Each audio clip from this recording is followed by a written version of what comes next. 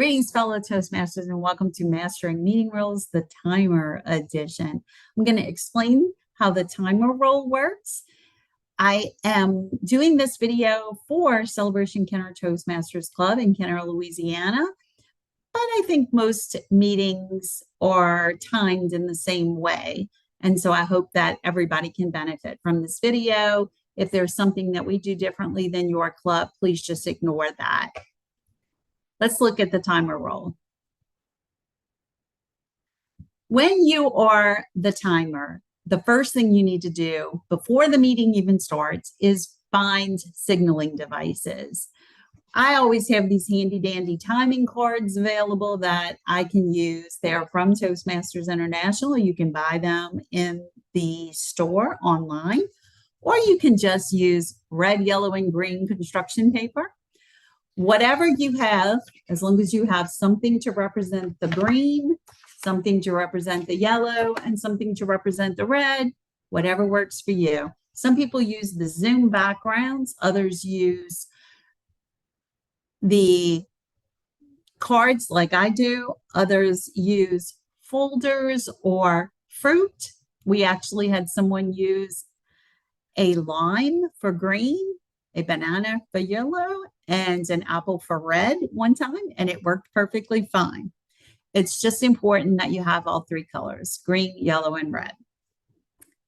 The green is going to be displayed at the minimum time. The yellow will be displayed at the midpoint between minimum and maximum, and the red is displayed at maximum. Then your speakers have 30 seconds to wrap up. You also have to have some type of stopwatch available. It can be an old-fashioned stopwatch that's the push button, or you can use a cell phone that has a stopwatch timer on it. You can download an application. Toastmasters has one, and there are several other speech timer applications available for Apple and Android phones. Whatever works for you, look for that, have it available before the meeting. So you'll have your device, your signaling device, plus your timing device. At the meeting, the general evaluator will introduce you and you'll have to explain your role. Here's a sample of how you would explain your role. Good afternoon, fellow Toastmasters. I'll be serving as your timer today, and I'll be using these timing cards as a signaling device to let the speakers know when they've reached the minimum, midpoint between minimum and maximum time limits. Our speakers today are all giving 5 to 7 minute speeches. So for the speeches, I will show the green card at 5 minutes, the yellow card at 6 minutes, and the red card at 7 minutes. For the table topics, we require a 1 to 2 minute response.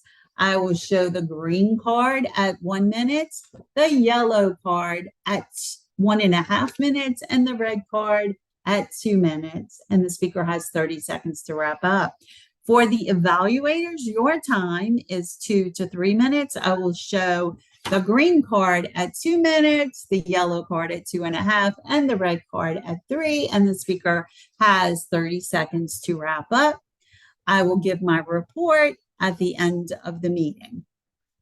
Simple enough. That's how you explain your role. Then, during the meeting, you must time all the speeches, all the responses to the table topic questions, and the evaluations in accordance with the times that I just gave you. Now, if you have a set of these timing cards, an interesting thing to note is that there is a schedule on the back that indicates when to turn the cards. If you have an unusual speech, for example, one that is 10 to 15 minutes, and you need to know when do I display the yellow card, you always display the green at the minimum. You always display the red at the maximum. So if a speech is 10 to 15 minutes, you can display the green card at 10 minutes and the red card at 15. But when do you display the yellow? Halfway between those 2 points. So it's not the midpoint of the speech, which is often said, and it's not said properly. It's the midpoint between minimum and maximum. So between 10 and 15, the midpoint is 12.5. So you would display the yellow card for a 10 to 15 minute speech at 12.5 minutes. I hope that makes sense. Again, you do the same thing for table topic. Responses are always 1 to 2. Evaluations are always 2 to 3. Whenever you're timing the speeches, you're going to start your time with the speaker's first word or communication with the audience. So if you're in the World Championship, you might know that if a speaker comes out and gestures to the audience or waves, any kind of communication with the audience, any type of connection with the audience in that way is considered the start of the speech. So you start the timer immediately upon seeing that. It's not as crucial in a Toastmasters Club. If you're a few seconds off, it's not a big deal. But in the contest, it is a big deal. So you have to pay attention to that. And you all time all the speeches, write down the times in addition to showing the cards as needed. When you're showing the cards or displaying screens or holding up fruit, whatever your signaling device is, be respectful about it. When the 5-minute mark for a speech comes up, you hold the green card up and just hold it in place. Don't move it around. Don't wave it back and forth, or don't hold it up one time and then put it down, because if the speaker does not see it when you put it up and then you put the cards back down, they are going to think they have not met the minimum yet. And they may continue speaking and not realize that you've already held up the green card and the yellow card and put those back down. They won't have any clue that they are about to hit the red card. So you should hold the card up and keep it up until the card color changes. You don't put the cards up until the minimum. So no card until 5 for a 5 to 7 minute speech. 5 minutes, hold the card up. Don't move it. Keep it up until 6 minutes. Then display the yellow card. Then display the red card. And then don't put the cards down until the speech is completely finished. I hope that helps.